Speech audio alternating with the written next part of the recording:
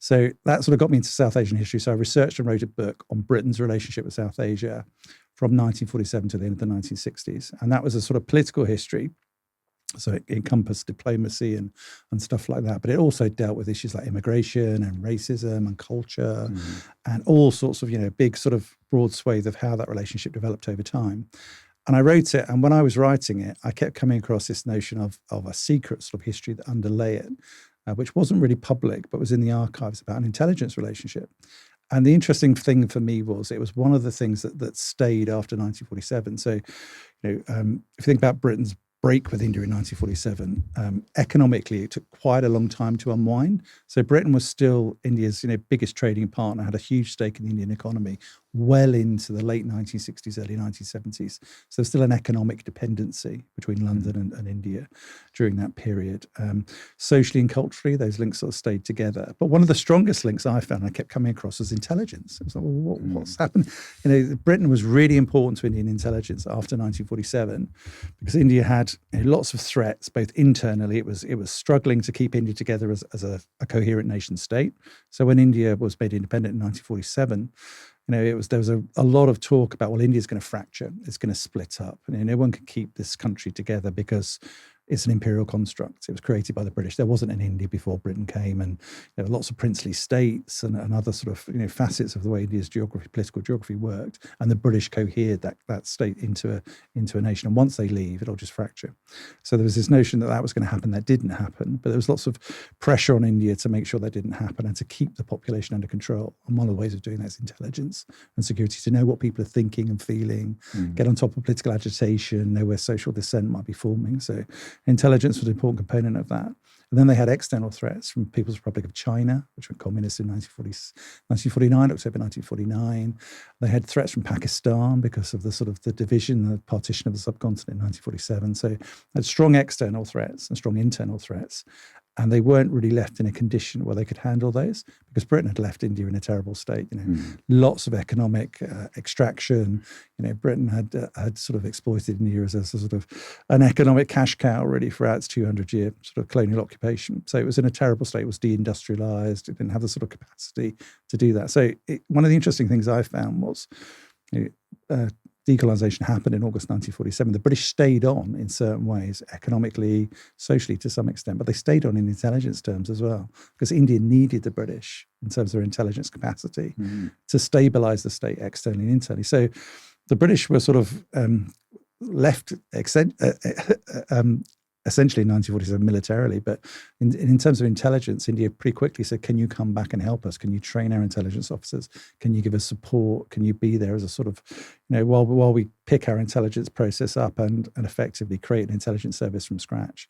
One of the other reasons for intelligence, and it was so important, was every intelligence officer in India prior to 1947 was British. All the junior officers may have been Indian, but they weren't really trusted.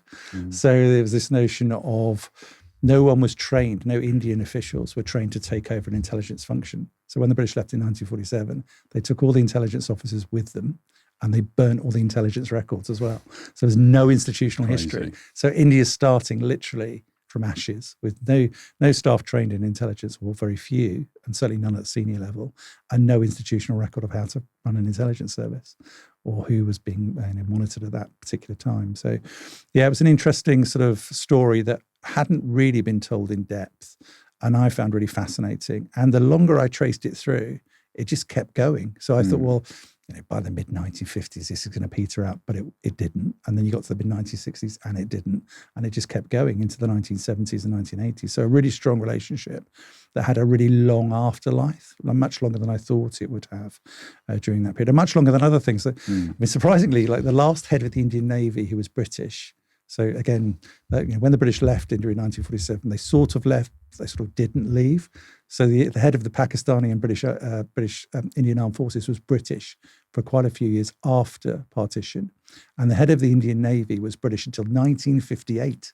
Wow. So there was a serving Royal Navy British officer in charge of the Indian Navy over 10 years following the India's independence, effectively.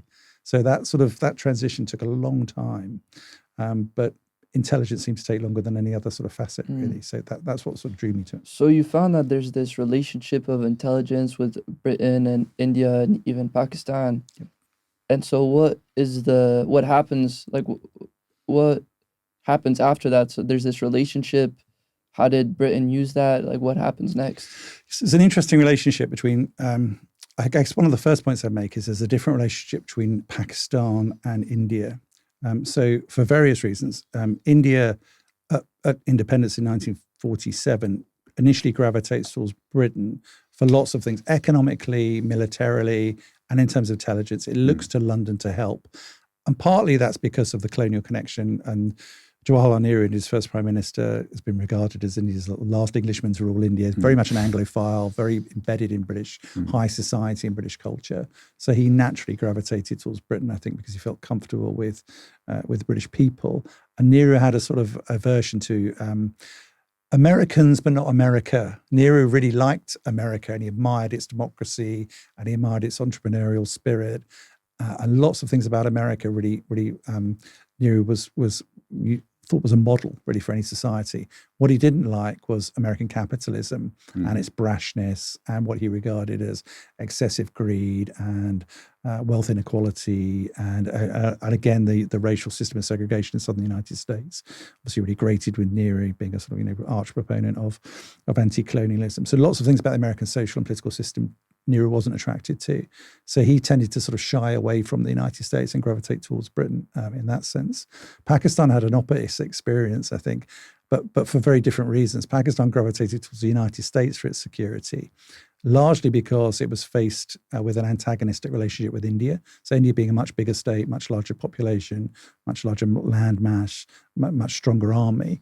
Pakistan felt that it was always at risk of irredentism from India. So India's going to claw back Pakistan to make this greater India once again after partition in 1947. Britain refused to take sides militarily or politically between India and Pakistan because they're both states of the Commonwealth. So it basically followed a process or a policy of neutrality, but the United States didn't. And so Pakistan was able to go to the United States and say, can you help us with military aid, intelligence support? Pakistan wanted that to offset Indian power, but it didn't tell the United States that, even though America knew. It basically said this is to guard against communism. We're Pakistan borders, or borders at that time, southern states of the Soviet Union. So basically the Pakistanis went, if you want us to help against communism, we will, but you'll have to give us military support, intelligence support, which Americans were only too willing to do because it was a strategic location. It was useful for spying on the Soviet Union. But of course, Pakistan didn't use it for that. Pakistan used it against India. So they had very different journeys in intelligence terms. Pakistan really aligning itself with the Central Intelligence Agency, and India being quite wary about the CIA and instead aligning itself with MI5, the British Security Service. And that, interesting, is a story in itself.